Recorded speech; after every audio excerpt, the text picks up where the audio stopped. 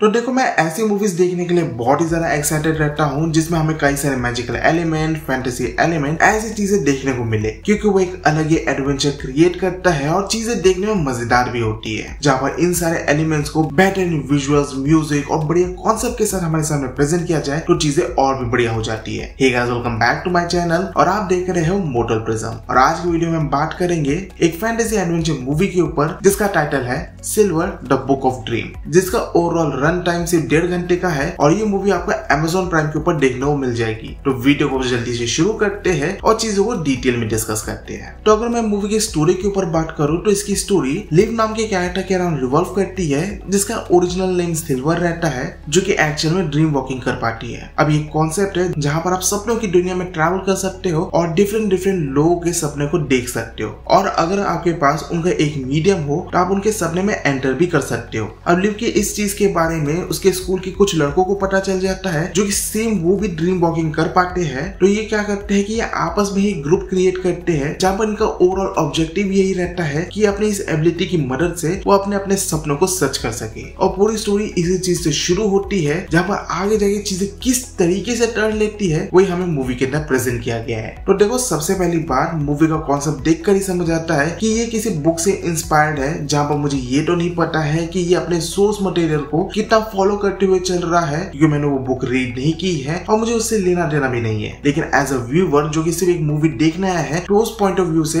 ये particular movie ने मुझे काफी सरप्राइज किया, क्योंकि मूवी को इस तरीके से क्रिएट किया गया है कि आधे लोगों को ये मूवी काफी अच्छी लगेगी और आधे लोगों को बहुत ही एवरेज सी मूवी लगेगी। जहां पर अगर मैं मूवी की थोड़ी डिटेल्स के ऊपर डिस्कस करूं तो सबसे पहली चीज जो आप मूवी के अंदर नोटिस करते हो वो है इसमें दिखाए गए विजुअल्स। इसमें जो हमें VFX, CGI देखने को मिलता है, जो सिनेमेटोग्राफी देखने को मिलती है और जो कलर ग्रेडिंग देखने को मिलती है, वो सारी चीजें बहुत ही ब्यूटीफुल है। इसके एक सीन इतने कमाल के लगते हैं, इतने स्मूथिंग लगते हैं ना कि लगता है कि वॉलपेपर बना के दीवार में चिपका दूं। इतने प्यारे सीन्स है इसमें। और जैसे होता है ना कि सपनों में कोई लिमिट नहीं होती चीजों की, इमेजिनेशन की कोई लिमिट नहीं होती है, वैसे यहाँ पर भी हमें देखने को मिलता है, जहाँ पर सपनों की दुनिया में अलग अलग जगह में अलग अलग हिसाब से हमें जो है लोकेशन प्रेजेंट किया जाता है, जो कभी का बहुत ही ज्यादा ब्यूटीफुल लगता है तो कभी का बहुत ही ज्यादा कियोटिक लगता है। लेकिन दोनों ही केस में चीजें बहुत ज्यादा एपिक होती है। एंड विजुअल्स तो अच्छे है ही, लेकिन इसके साथ साथ जो बैकग्राउंड म्यूजिक है, हर एक सिचुएशन के हिसाब से जो बैकग्राउंड म्यूजिक हमारे सामने प्रेजेंट किया जाता है भाई बहुत ही बढ़िया है। मतलब इसके विजुअल्स और म्यूजिक का जो एक बेहतरीन हार्मनी हमारे सामने प्रेजेंट किया जाता है ना, उससे मूवी बहुत ही ज्यादा स्वीट बन जाती है। जहां पर अगर मैं अपना पर्सनली बोलूँ ना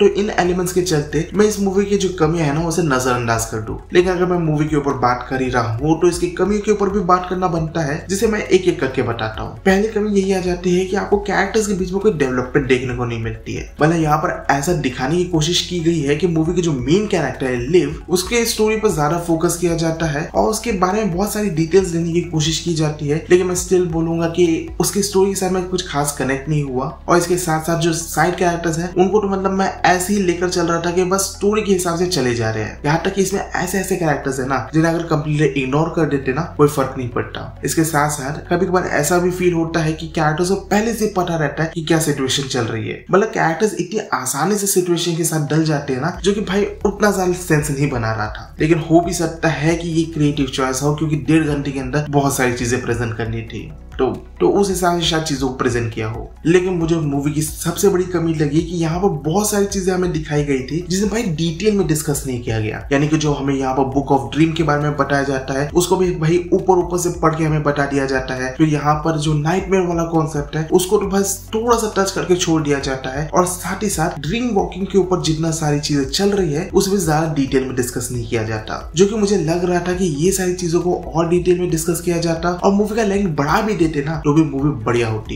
और ये सारी चीजें अगर अच्छे से सेट हो जाती ना, ये मूवी डेफिनेटली थिएटर्स में आने लायक थी फिर। लेकिन अब भाई OTT में है तो OTT के हिसाब से ही देखेंगे। लेकिन हाँ, मैं जरूर रिकमेंड करूंगा कि अगर ये मूवी देखनी है तो बड़े स्क्रीन में ही देखना, ताकि आप इसके विजुअल का अच्छी तरीके से फील कर सको। तो फाइनल अगर मैं इस कंक्लूजन में पहुंचू कि आपको ये मूवी देखनी चाहिए कि नहीं, तो मेरा सिंपल सा आंसर होगा यस। इस मूवी को UA 16+ की रेटिंग मिली है और उस हिसाब से मूवी में ना तो आपको कोई खास वॉयलेंस देखने को मिलता है है और ना ही यहाँ पर आपको कोई सेक्सुअल सीन्स देखने को मिलते हैं। बस एक न्यूडिटी वाला शॉट है और इसके चलते ही मैं ये मूवी जो है फैमिली के साथ देखना रेकमेंड नहीं करूंगा। मतलब अगर ये चीज रिमूव हो जाती ना तो डेफिनेटली ये मूवी देखने लायक थी। तो ये था मेरा complete review over the movie silver the book of dreams. Hope करता आपको ये वीडियो इन्फॉर्मेटिव लगा हो और अगर आप मेरे इसी तरह के फ्यूचर कंटेंट को देखना चाहते हैं तो आप मेरे चैनल को सब्सक्राइब कर सकते हो। मैं मिलता हूँ नेक्स्ट वीडियो में और कुछ नए रिव्यूज के साथ। तब तक के लिए गुड बाय।